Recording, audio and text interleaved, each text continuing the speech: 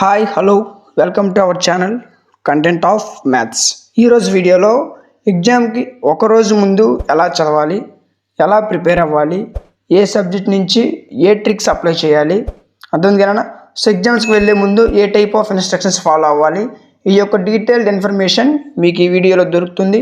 కాబట్టి వీడియోని ఎవరు స్కిప్ చేయకుండా చాలా జాగ్రత్తగా వినండి. సో చూడండి, మీకు అబ్జర్వ్ చేసినట్లయితే ప్రతి ఎగ్జామ్కి ముందు 1 లేదా 2 రోజులు ఖచ్చితంగా గ్యాప్ ఉంటుంది కదా. సో అప్పుడు మీరు ఎలా ప్రిపేర్ అవ్వాలి, అర్థం కదా. సో 1-2 రోజుల్లో మీరు ఆ సబ్జెక్ట్ని ఎలా స్కోర్ చేయగలగాలి, సో ఒక డీటెయిల్డ్ ఇన్ఫర్మేషన్ చూద్దాం. సో ఇక్కడ కొంతమంది వచ్చేసరికి ఏం చేస్తారంటే ఎగ్జామ్స్ ముందు రోజు చదివేసి ఎక్కువ మార్క్స్ తేవాలి, ఎక్కువ మార్క్స్ రావడానికి ఏం చేయాలని ఆలోచిస్తారు, అంతే కదా. సో చాలామందికి ఏం చేస్తారంటే ఎగ్జామ్స్కి ముందు రోజు తెలిసేది వాళ్ళకి, ఓకే రేపు ఎగ్జామ్ ఉందని. సో ఇలాంటి వారు ఏం చేస్తారంటే 1 డే బ్యాటింగ్ చేస్తారు, అంటే ఎగ్జామ్స్ ముందు రోజు చదివేసి ఎగ్జామ్ బాగా రాసేయాలని అనుకుంటారు, అర్థం కదా. సో ఇలాంటి వాళ్ళు రాత్రి మొత్తం చదవాలా, అర్థం కదా. సో ముందు రోజు ఎగ్జామ్ కదా, సో ఈ రాత్రల్లా చదవాలా, లేదా ఈ యొక్క టైంని ఎలా యూటిలైజ్ చేసుకోవాలి, అర్థం కదా. సో ఈ యొక్క ఇన్ఫర్మేషన్ చూద్దాం. అదేవిధంగా మీరు 1 డే ఎగ్జామ్, అర్థం కదా, ఒకరోజు ఎగ్జామ్ ముందు ఎలా చదువుతారో లేదా మీరు ఎలా ప్రిపేర్ అవుతారో కామెంట్స్ రూపంలో తెలియచేయండి. So that I will be knowing, yes, students are doing like this, our students are doing like this, అర్థం కదా. So just before for the exam our students are doing like this అంటే మీరు exams ముందు ఎలా చదువుతున్నారు అని మాకు తెలుస్తుంది అనమాట. సో అదేవిధంగా ఫస్ట్ చూసుకున్నట్లయితే 1 డే బిఫోర్ ఎగ్జామ్స్కి ముందు ఎలా చదవాలి. సో ఇక్కడ చూసుకున్నట్లయితే మనకి 2 types ఆఫ్ స్టూడెంట్స్ ఉంటారు నాన్న, అర్థమైంది కదా. 2 types ఆఫ్ స్టూడెంట్స్ ఉంటారు. వీళ్ళు ఒకరు బాగా చదివిన వాళ్ళు, అర్థమైంది కదా. సో ఇంకా వాళ్ళు బాబు నేనేం ప్రిపేర్ అవ్వలేదు, నాకు పాస్ అవుతానా లేదా, నాకు పాస్ అయితే సరిపోతుంది, అర్థమైంది కదా. సో నేను పాస్ అయ్యే విధంగా ఎవరైనా నాకు ఏమైనా హెల్ప్ చేస్తే బాగుండు, అర్థమైంది కదా. సో నేను పాస్ అయ్యే విధంగా ఎవరైనా ఇంపార్టెంట్ క్వశ్చన్స్ చెప్తే బాగుండు, ఇదిగో చూడు ఇవి ఇంపార్టెంట్ క్వశ్చన్స్, ఇవి ఖచ్చితంగా రేపు ఎగ్జామ్కి వస్తాయి అని ఎవరైనా చెప్తే బాగుండు అని అనుకుంటారు. ఇంకొకరు ఎగ్జామ్ బాగా చదువుతారు కానీ వాళ్ళకు టెన్షన్ ఉంటుంది, ఏంటంటే ఎగ్జామ్కి మ్యాథ్స్ 75/75 వస్తాయి రావా, ఫిజిక్స్ 60కి 60 వస్తాయి రావా, లేదా 1 మార్క్ లేదా 2 మార్క్స్ తగ్గిపోతాయా, మ్యాథ్స్ 75కి 70 వస్తాయేమో, 71 వస్తాయేమో, వీళ్ళ భయం వీళ్ళది, అర్థమైంది కదా. సో వీళ్ళు ఏ విధంగా చదవాలి, సెకండ్ స్టేజ్లో ఉన్న వాళ్ళు ఏ విధంగా చదవాలి చూద్దాం, అర్థమైంది కదా. సో ఫస్ట్ చూసుకున్నట్లయితే చూడండి, నెక్స్ట్ బీ రిలాక్స్డ్, అర్థమైంది కదా. Be relaxed, no tension, be happy, అర్థం కదా. మీరు ఎగ్జామ్కి వెళ్ళే ముందు చేయాల్సింది ఏంటంటే చాలా రిలాక్స్డ్గా, కూల్గా, ఎటువంటి టెన్షన్ తీసుకోకుండా సంతోషంగా ఎగ్జామ్ రాయడానికి వెళ్ళాలి, అర్థమైంది కదా. సో ఇంతవరకు ఎగ్జామ్ మీరు ఈరోజు వెళ్తున్నారంటే మార్నింగ్ వరకు చదివి ఉంటారు, ఓకే. ఆ తర్వాత దాని గురించి డిస్కస్ చేయవద్దు, అర్థమైంది కదా. సో ఓకే మీరు 100% సిలబస్ చదివారు, అర్థమైంది కదా. మీ మీద మీకు నమ్మకం ఉండాలి. సో మీరు జాగ్రత్తగా చాలా నీట్గా చదువుకున్నారు కాబట్టి చాలా రిలాక్స్డ్గా, ఎటువంటి టెన్షన్ పడకుండా చాలా జాగ్రత్తగా వెళ్ళినట్లయితే ఎటువంటి టెన్షన్స్ లేకుండా ఎగ్జామ్ బాగా రాయగలుగుతారు, అర్థమైంది కదా. So next your hard work playback. So ఇక్కడ చూసుకున్నట్లయితే మీరు చేసే హార్డ్ వర్క్ ఖచ్చితంగా మీకు రిటర్న్ వస్తుంది, అర్థమైంది కదా. సో మీకు తెలుసు నేను ఇంతవరకు చదివాను, ఈ విధంగా చదివాను, అర్థమైంది కదా. సో మీరు ఎంతవరకు అయితే నేను ఈ విధంగా పేపర్ మీద అటెంప్ట్ చేశాను, నాకు ఇన్ని మార్క్స్ రావచ్చు అని మీకు ఐడియా వస్తుంది రాసేటప్పుడు. సో ఆ విధంగా మీ యొక్క కష్టానికి ప్రతిఫలంగా ఖచ్చితంగా రిటర్న్ గిఫ్ట్ వస్తుంది. అది మీకు ఏంటంటే చాలా జాగ్రత్తగా వినండి, మీరు ఏదైతే హార్డ్ వర్క్ చేస్తారో ఖచ్చితంగా మీకు రిజల్ట్ వస్తుంది, అది మీకు రిజల్ట్స్ రూపంలో వస్తాయి, అర్థమైంది కదా. సో ఎగ్జామ్ హాల్లో మీరు ఎగ్జామ్ రాస్తున్నప్పుడు ఎవరికి హెల్ప్ చేయడం కానీ, మీ యొక్క థింగ్స్ వేరే వాళ్ళకి ఇవ్వడం కానీ ఇలాంటి పనులు చేయవద్దు, అర్థమైంది కదా. చెప్పినా కదా, మీరు ఏదైతే హార్డ్ వర్క్ చేస్తారో అది ఖచ్చితంగా మీకు రిటర్న్ వస్తుంది, అర్థమైంది కదా.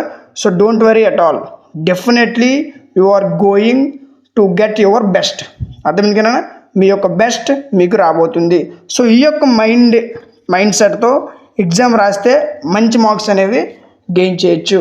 అదేవిధంగా మీరు ఎగ్జామ్ రాసేటప్పుడు ఎటువంటి నెగిటివ్ మైండ్తో రాయకూడదు, అర్థమైంది కదా. ఎప్పుడైనా మీరు ఎగ్జామ్ రాసేటప్పుడు పాజిటివ్ థింకింగ్తోనే రాయాలి. ఓకే ఈ క్వశ్చన్ వస్తుందా లేదా, అర్థం కానీ మీరు ఫస్ట్ ఒక క్వశ్చన్ రాశారు, ఈ క్వశ్చన్ ఖచ్చితంగా ఎగ్జామ్లో వస్తుందా, అర్థం లేదా ఎగ్జామ్లో రాదా, ఇలాంటి ఎటువంటి టెన్షన్స్ పెట్టుకోకూడదు.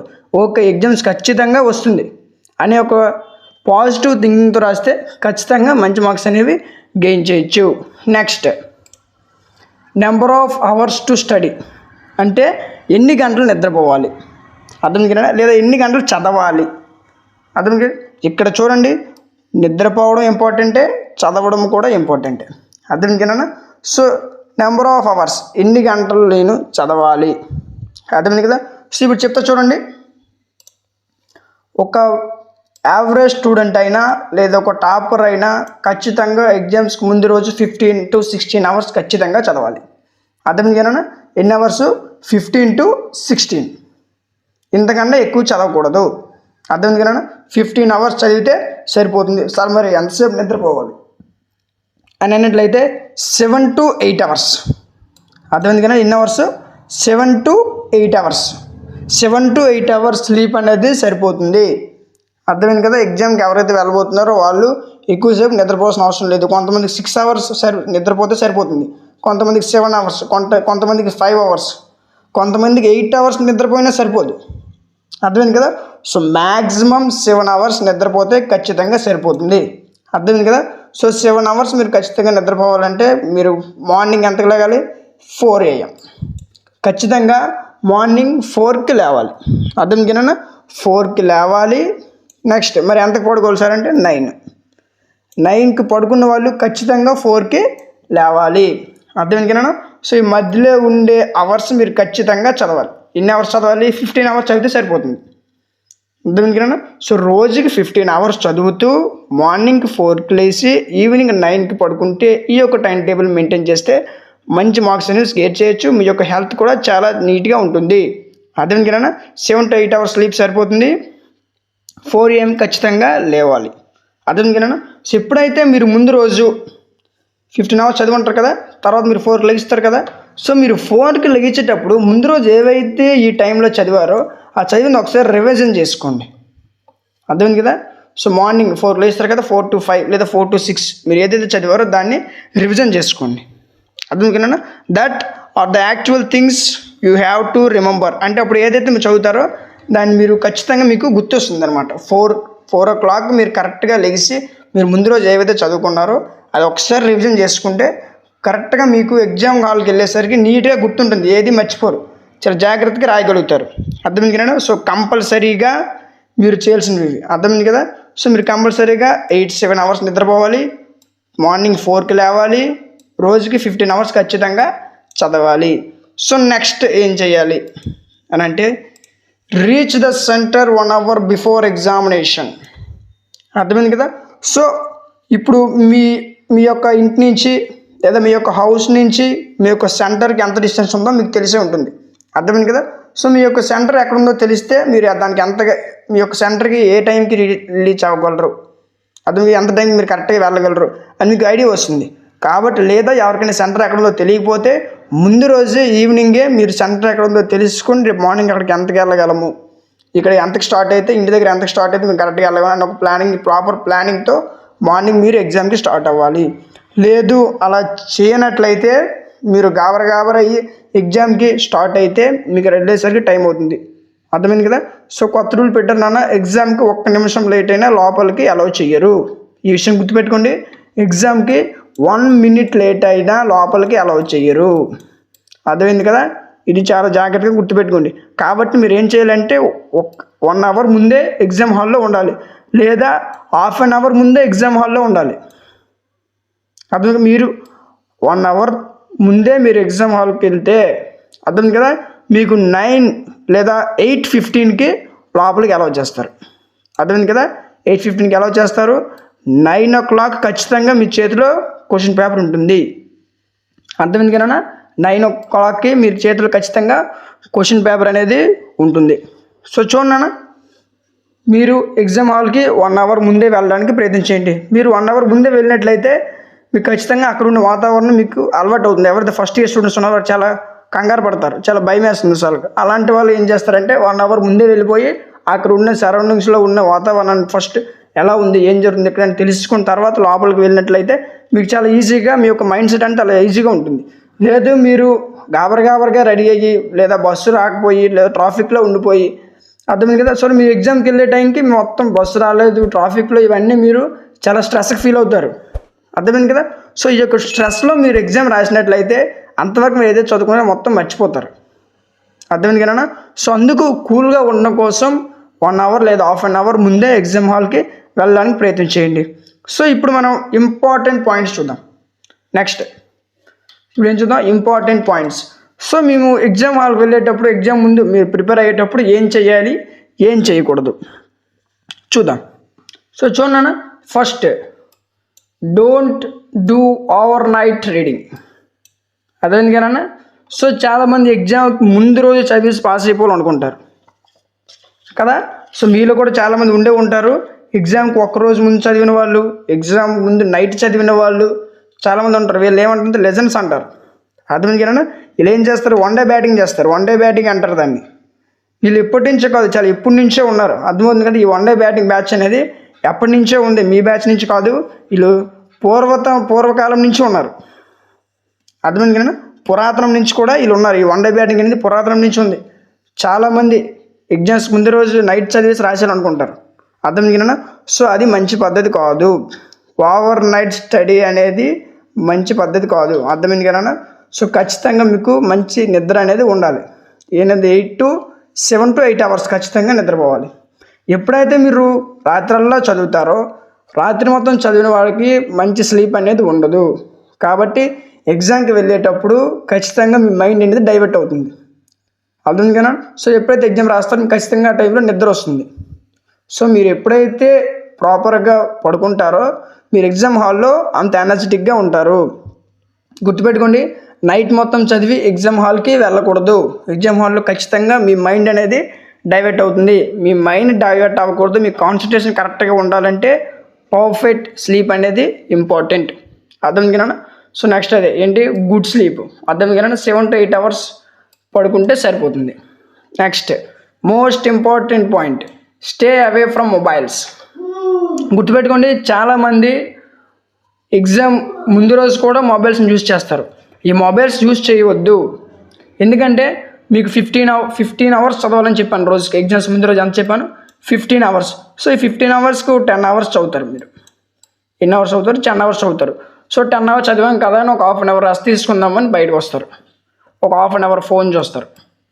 అర్థమైంది కదా. సో ఈ ఫోన్లో ఏమంటారు వీటిని, ఇన్స్టాగ్రామ్, యూట్యూబ్. సో ఇన్స్టాగ్రామ్ తీస్తారు, రీల్స్ తీస్తారు. సార్ ఒక 10 మినిట్సే చూస్తాం, 5 మినిట్సే చూస్తాం. ఎంతో చదువుకున్నాం కదా 5 మినిట్స్ చూస్తాం అనుకుంటారు, 10 మినిట్సే చూస్తాం అనుకుంటారు. కానీ ఫోన్ ఓపెన్ చేసిన తర్వాత 10 మినిట్స్ 100 మినిట్స్ అయిపోతాయి. అర్థం కాను. సో ఈ టైం అంతా నీకు వేస్టే. ఇప్పుడు మీరు చదువుకున్నంత కిందకి వెళ్తుంది. మీరు ఏదైతే రీల్స్ చూస్తారో కొంచెం అలా మైండ్లో పైకి వస్తాయి. ఏం పైకి వస్తాయి, మీరు ఇన్స్టాగ్రామ్లో చూసినవి, మీరు యూట్యూబ్ షార్ట్స్లో చూసినవి, ఇవన్నీ పైకి వస్తాయి. అప్పుడు మీరు చదివింది ఏమవుతుంది, అలా కిందకి వెళ్తుంది. అర్థమైంది కదా. సో ఎప్పుడైతే మీరు ఇన్స్టాగ్రామ్ అవన్నీ చూస్తారో అవి మీకు మైండ్లో ఒత్తిడి పెంచుతాయి. స్ట్రెస్కి మీ మైండ్ అనేది స్ట్రెస్ ఫీల్ అవుతుంది. ఎప్పుడైతే మీ మైండ్ స్ట్రెస్ ఫీల్ అయిందో మీరు అంతవరకు ఏదైతే చదువుకున్నారో అది మొత్తం డిలీట్ అయిపోతుంది. అర్థమైంది కదా. అన్నీ కొంచెం సగమే గుర్తుంటాయి. పర్ఫెక్ట్గా ఏ క్వశ్చన్ కూడా గుర్తుండదు. కాబట్టి ఈ 10 to 15 రోజు ఎగ్జామ్స్ అయ్యే 10 to 15 డేస్ మొబైల్ని పక్కన పెట్టండి. అర్థం కదా. మొబైల్ తీసి మీ ఇంట్లో వాళ్ళకి ఇచ్చేయండి, మీ పేరెంట్స్కి ఇచ్చేసి అల్మారాలో ఎక్కడో పెట్టేయమనండి. అర్థం కదా. వీలైతే మొబైల్ స్విచ్ ఆఫ్ చేయడానికి ప్రయత్నం చేయండి. మొబైల్ ఈ 10 to 15 డేస్ వాడొద్దు. నెక్స్ట్ పాయింట్ ఏంటంటే ప్రాక్టీస్ ఇంపార్టెంట్ క్వశ్చన్స్. మీకు మార్నింగ్ ఎంతకు లేమన్నాను, 4కి లెగిసి. అర్థం కదా. సో సార్ రేపు ఎగ్జాము లేదా ఈరోజు ఎగ్జాము, నేను 4కి లేచాను, 9కి నాకు ఎగ్జామ్. సో ఈ 4 to 9 గ్యాప్ ఉంది కదా. ఈ గ్యాప్లో మీరు 4కి లేచారు కదా, 4 to 5:30 or 6, 4 to 6 వరకు మీరు ఏ సబ్జెక్ట్ అనుకో, ఒకవేళ సాంస్క్రిట్ ఎగ్జామ్ అనుకోండి లేదా ఇంగ్లీష్ ఎగ్జామ్ అనుకోండి, ఇంగ్లీష్ మొత్తం రివిజన్ చేయలేరు, టైం అయిపోతుంది. కాబట్టి లేదా మ్యాథ్స్ అనుకోండి, మ్యాథ్స్ మొత్తం రివిజన్ చేయలేరు, టైం అయిపోతుంది, టైం చాలదు. కాబట్టి ఆ సమయంలో మీరు ఏం చేస్తారంటే ఇంపార్టెంట్ క్వశ్చన్స్ ఇవి. అర్థమైంది కదా. సో ఖచ్చితంగా మీకు తెలుస్తుంది కదా ఈ క్వశ్చన్స్ పక్కా వస్తాయి అని. మీకు తెలిసే క్వశ్చన్స్, ఇంపార్టెంట్ క్వశ్చన్స్ ఏవైతే ఉన్నాయో వాటిని ఎక్కువ సార్లు ప్రాక్టీస్ చేయండి. అర్థమైంది కదా. మార్నింగ్ లెగిసి ఇంపార్టెంట్ క్వశ్చన్స్ ఏవైతే ఉంటాయో వాటిని ఎక్కువసేపు ప్రాక్టీస్ చేయండి. అర్థమైంది కదా. సో ఈ తెల్లవారు లెగిసి 1 or 2 అవర్స్ ఇంపార్టెంట్ క్వశ్చన్స్ అన్ని ప్రాక్టీస్ చేస్తారు. ఎప్పుడైతే ఈ ఎగ్జామ్ హాల్లో వస్తాయో అప్పుడు మీకు పాజిటివ్ థింకింగ్ వస్తుంది. ఓకే, ఇందాకలే అంటే మార్నింగ్ నేను ప్రాక్టీస్ చేస్తాను, ఇప్పుడు వచ్చాయి, చాలా ఈజీగా రాయగలను అని మీకు ఒకటి వస్తుంది, ఒక పాజిటివ్ థాట్ అనేది వస్తుంది. అర్థం కదా. సో మీకు పాజిటివ్ థాట్ రావడం కోసం, ఎగ్జామ్లో ఎటువంటి డిస్టర్బెన్స్ కలగకుండా ఉండడం కోసం పర్ఫెక్ట్గా ఈ యొక్క ఫార్ములాని యూజ్ చేసినట్లయితే మంచి మార్క్స్ అనేవి గెయిన్ చేయొచ్చు. నెక్స్ట్ చూడనా, రైట్ షార్ట్ పాయింట్స్. సో ఇప్పుడు చూడండి ఏ సబ్జెక్ట్ నుంచి ఏ ట్రిక్స్ వాడాలి, అర్థం కదా, ఏ సబ్జెక్ట్లో ఎలాంటి ట్రిక్స్ వాడాలో చూద్దాం. ఫస్ట్ ఇంగ్లీష్కి వచ్చేసరికి గ్రామర్. ఏంటి గ్రామర్లో ఎక్కువ చూసుకున్నట్లయితే గ్రామర్లో ఎక్కువ ఈజామార్ కానీ లేదా ది కానీ దా కానీ ఎక్కువ కనిపిస్తాయి కదా, టిహెచ్సి దే కానీ ఎక్కువ కనిపిస్తాయి. సో మ్యాక్సిమం చూడన్నా గ్రామర్లో ఎక్కువ ఆన్సర్స్ ఏముంటాయంటే ది ఉంటుంది, దానికి టిహెచ్సి ఇదే ఎక్కువ శాతం ఆన్సర్లు ఉంటుంది. కాబట్టి దీన్ని కొంచెం ఎక్కువ చూడండి. డి కానీ యాజ్ కానీ యామ్ కానీ ఆరింట్ కానీ డజంట్ కానీ ఇవి ఇంగ్లీష్లో గ్రామర్లో ఎక్కువ వస్తాయి కాబట్టి కొంచెం చూసుకోండి. నెక్స్ట్ ఇంగ్లీష్లో థియరీ పార్ట్ ఉంటుంది, అర్థం ఏ పార్ట్ ఉంటుంది, థియరీ పార్ట్. సో అందులో మీరు ఏం చేయాలంటే ఓకే థియరీ పార్ట్. సో మీరు ఎలా రాస్తారు, పారావైజ్గా రాస్తారు కదా. కాబట్టి సపోజ్ ఇదంతా థియరీ పార్ట్, ఇలా రాస్తున్నారు. సో ఇలా రాస్తున్నప్పుడు మీరు ఏం చేయాలి అని అంటే, మీకు ఒకవేళ ఏదైనా మర్చిపోయారు, ఏదో క్వశ్చన్ రాలేదు, సో అప్పుడు ఏం చేస్తారంటే ఆ థియరీ ఉంది కదా, సో దాన్ని ఒక స్టోరీలా గుర్తుపెట్టుకోండి. అది స్టోరీసే ఉంటాయి కదా, ఆ స్టోరీలో మీరు ఏం గుర్తుపెట్టుకోవాలంటే ఫస్ట్ ఆథర్ గురించి గుర్తుపెట్టుకోండి. నెక్స్ట్ ఆ స్టోరీ మొత్తం రాయాల్సిన అవసరం లేదు, ఆ స్టోరీలో మెయిన్ క్యారెక్టర్స్ ఉంటాయి. సో క్యారెక్టర్స్ని గుర్తుపెట్టుకోండి.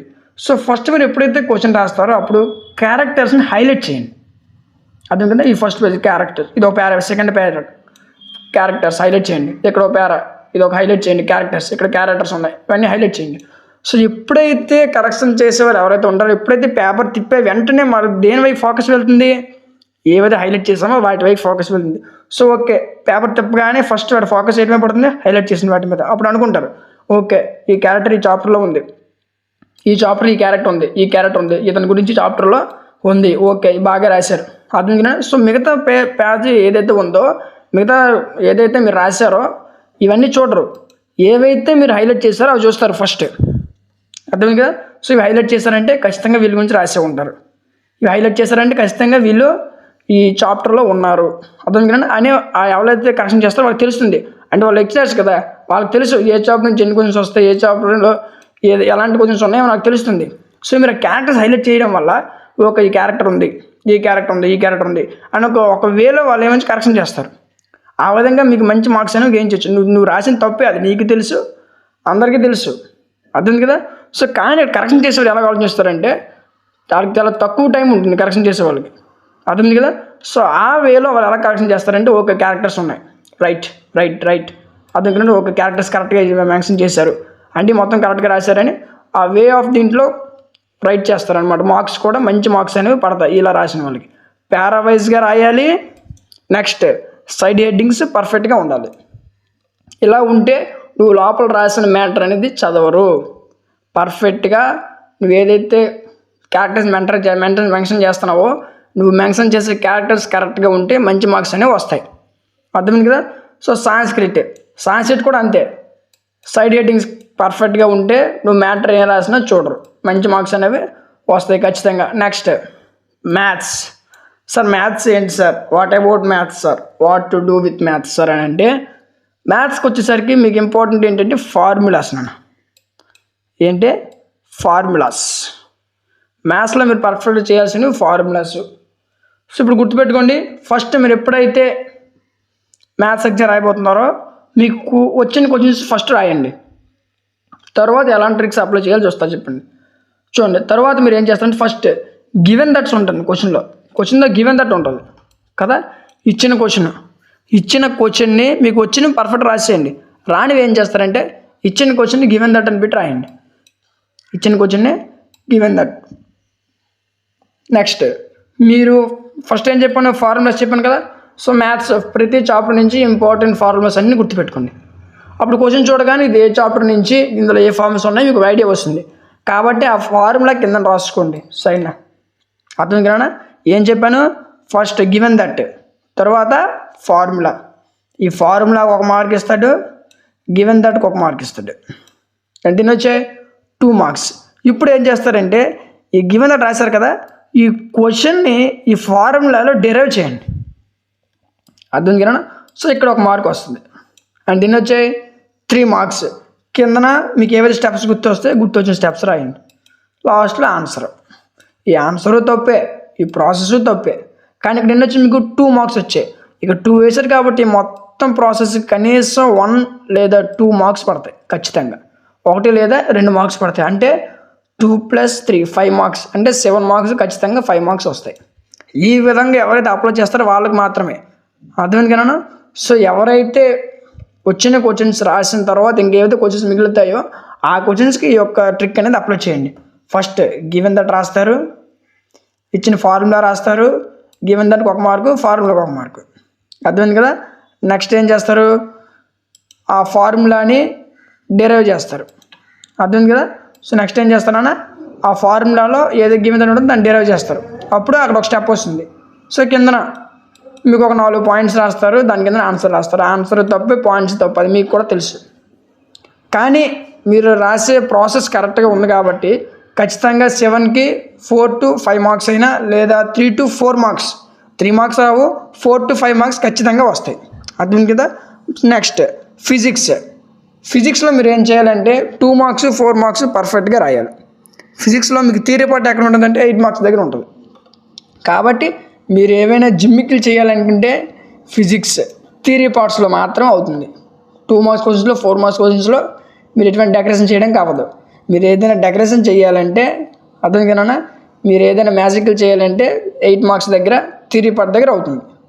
నెక్స్ట్ కెమిస్ట్రీ కూడా అంతే. కెమిస్ట్రీ కూడా సో చూడండి, మీరు డయాగ్రామ్స్ వేస్తారు. డయాగ్రామ్స్కి only colour pens, sketch pens అవి ఏవి యూజ్ చేయకూడదు. అర్థమైంది కన్నా. ఓన్లీ పెన్సిల్సే యూజ్ చేయాలి, అవి కూడా కలర్ పెన్సిల్స్. డయాగ్రామ్స్కి మామూలు పెన్సిల్ అయినా యూజ్ చేయొచ్చు, లేదంటే కలర్ పెన్సిల్ అయినా యూజ్ చేయొచ్చు. అంతేగాని markers, sketch pens, glitter pens ఇవేవి యూజ్ చేయకూడదు. అర్థమైంది కదా. సో కెమిస్ట్రీలో కూడా డయాగ్రామ్ వేసి, అర్థమైంది ఫిజిక్స్లో కూడా డయాగ్రామ్స్ వేస్తే ఆ డయాగ్రామ్ ఏదైతే ఉందో ఆ డయాగ్రామ్కి ఏమైనా లేబుల్స్ రాస్తారు. ఓకే, ఈ డయాగ్రామ్స్ ఉన్న లేబుల్స్ కింద ఒక 4 లైన్స్ రాయొచ్చు. ఈ విధంగా కూడా మంచి మార్క్స్ అనేవి రావడానికి అవకాశం ఉంది. కాబట్టి ఫిజిక్స్లో కూడా 4 మార్క్స్ 7 మార్క్స్ 4 మార్క్స్ ఉంటే 4 మార్క్స్ డయాగ్రామ్ వేసి కింద 4 లేదా 5 to 6 లైన్స్ రాస్తే మంచి మార్క్స్ అనేవి వస్తాయి. అర్థం కదా. సో ఇందులో మీరు ఏమైనా డెకరేషన్ చేయాలనుకుంటే 8 మార్క్స్ దగ్గర చేసుకోవచ్చు. 4లో చేసినా 2లో చేసినా దొరికిపోతారు. అర్థం కదా. సో ఆ సమ్ మొత్తం పోతుంది, మీరు చేసే డెకరేషన్ వల్ల ఆ సమ్ మొత్తం పోతుంది. అర్థం కదా. 6 నెక్స్ట్ కెమిస్ట్రీ కూడా అంతే. కెమిస్ట్రీ మీరు చూసేసరికి ఇందులో ఈక్వేషన్స్ ఎక్కువ ఉంటాయి. అర్థమైంది కదా. సీక్వెన్స్ ఎక్కువ ఉంటే థియరీ పార్ట్ కూడా ఉంటుంది. సో థియరీ పార్ట్ దగ్గర మీరు ఏమైనా డెకరేషన్ చేయాలంటే చేసుకోవచ్చు. అర్థమైంది కదా. సో ఎక్కడ మీరు ఏమైనా తప్పు చేసినా, అర్థమైంది కదా. కెమిస్ట్రీలో డయాగ్రామ్స్ చాలా జాగ్రత్తగా వేయాలి. డయాగ్రామ్స్ మ్యాక్సిమం ఎవరు వాళ్ళు ఇస్తే చాలా జాగ్రత్తగా వేయండి. నెక్స్ట్ కెమిస్ట్రీలో ఇంపార్టెంట్ ఏంటంటే ఈక్వేషన్స్ చూసుకోండి, థియరీ పార్ట్ చూసుకుంటే సరిపోతుంది. అర్థమైంది కదా. ఇంగ్లీష్లోకి వచ్చేసరికి గ్రామర్ చదివిస్తే అయిపోతుంది. నెక్స్ట్ స్టోరీ ఎలా రాయాలో చెప్పాను, నీట్గా అండర్లైన్స్ పెట్టి నీట్గా రాస్తారు. నెక్స్ట్ ఇందులో క్యారెక్టర్స్ ఏవైతే ఉన్నాయో అవి హైలైట్ చేస్తారు, అప్పుడు సరిపోద్ది. కెమిస్ట్రీ కూడా ఇంతే, క్యారెక్టర్స్ హైలైట్ చేస్తారు, నెక్స్ట్ పారాస్ కరెక్ట్గా రాస్తారు, అప్పుడు మంచి మార్క్స్ వస్తాయి. మ్యాథ్స్ ఏం చేస్తారంటే ఫస్ట్ ఇచ్చిన గివెన్ దట్ ఏదైతే ఇచ్చిన క్వశ్చన్ ఉంటుందో క్వశ్చన్ రాస్తారు, తర్వాత దాని కింద ఫార్ములా వేస్తారు, ఈ క్వశ్చన్ని ఫార్ములాలో డెరైవ్ చేస్తారు. 3 పాయింట్స్ వచ్చాయి. ఇక నీకు ఆన్సర్ రాదు కాబట్టి ముందు ఏదో ఆన్సర్ చేసా వచ్చింది ఆ క్వశ్చన్ ఇక్కడ రాసేయండి, ఒక 4 లైన్లు రాసి ఆన్సర్ పెట్టేయండి. కొన్ని క్వశ్చన్స్లో అక్కడ ప్రూవ్ దట్ ఆన్సర్ కూడా ఇస్తాడు. అర్థం కదా. సో ప్రూవ్ దట్ ఆన్సర్ ఇస్తే ఇంకా ఈజీ అయిపోతుంది. అప్పుడు గివెన్ దట్ రాస్తారు, ఫార్ములా వేస్తారు, డెరైవ్ చేస్తారు. మామూలు స్టెప్ వేసి పైన ఆన్సర్ గివెన్ దట్ అన్నాడు కదా, ప్రూవ్ దట్ అన్నాడు కదా, సో ప్రూవ్ దట్ ఆన్సర్ ఇక్కడ రాసేస్తారు. అర్థమైంది కదా. ఈ విధంగా మ్యాథ్స్లో ట్రిక్స్ అనేది అప్లై చేయాలి. అర్థమైంది కదా. సో ఈ విధంగా కరెక్ట్గా మీరు ఫాలో అయితే మంచి మార్క్స్ అనేవి గెయిన్ చేయడానికి అవకాశం ఉంటుంది. అర్థమైంది కదా. సో ఇంతవరకు చూస్తున్నారంటే ఖచ్చితంగా మీకు వీడియో నచ్చే ఉంటుంది. ఈ వీడియో మీకు నచ్చినట్లయితే ఖచ్చితంగా లైక్ చేయండి. మీ యొక్క లైక్ మాకు చాలా సపోర్టివ్గా ఉంటుంది. అంతేకాకుండా మీ ఫ్రెండ్స్ అందరికి కూడా షేర్ చేయండి. వాళ్ళకు కూడా చాలామందికి తెలియదు ఎగ్జామ్ ముందు ఎలా చదవాలి, ఏ టైప్ ఆఫ్ ఇన్స్ట్రక్షన్స్ ఫాలో అవ్వాలి. అర్థమైంది కదా. సో ఎలా చదివితే మనకు మంచి మార్క్స్ వస్తాయి ఈ యొక్క ఇన్ఫర్మేషన్ వాళ్ళకు కూడా తెలియదు. కాబట్టి మీరు షేర్ చేయడం వల్ల, మీరు కామెంట్ చేయడం వల్ల వాళ్ళకు కూడా మన వీడియో అనేది రికమెండ్ అవుతుంది. కాబట్టి ఖచ్చితంగా మీ ఫ్రెండ్స్ అందరికీ షేర్ చేయండి. ఇంకా ఎవరైనా సబ్స్క్రైబ్ చేసుకోకపోతే వెంటనే సబ్స్క్రైబ్ చేసుకోండి. సబ్స్క్రైబ్ చేసుకొని పక్కనే ఉన్న బెల్ ఐకాన్ని ఆన్లో ఉంచుకోండి. Thank you.